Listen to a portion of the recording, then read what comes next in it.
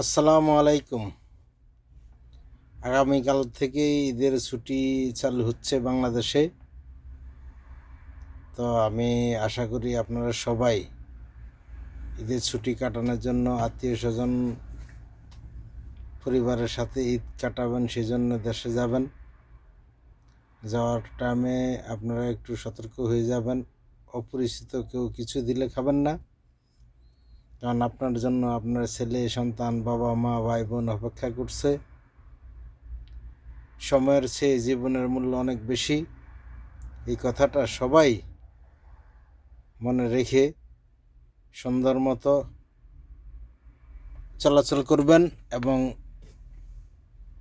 বিনা কারণে কোনো গাড়ির বা ট্রেনের ছাদে চড়বেন না। প্রত্যেক বছর ট্রেনের ছাদে চড়ে চড়ে অনেক মানুষ জীবন দিতে হচ্ছে, ঠিক আছে? অনেক ফ্যামিলি পঙ্গু হয়ে যাচ্ছে, কারণ এমনও কিছু ফ্যামিলি আছে যে আপনার একজনের জন্য পুরো ফ্যামিলিটা পঙ্গু হয়ে যাচ্ছে আমাদের সমাজে। তাই সবাই সেফটি মতো যাবেন, নিজের খেয়াল রাখবেন, পরিবারের খেয়াল রাখবেন। আল্লাহ হাফেজ। আসসালামু আলাইকুম ওয়া রাহমাতুল্লাহি ওয়া বারাকাতুহু।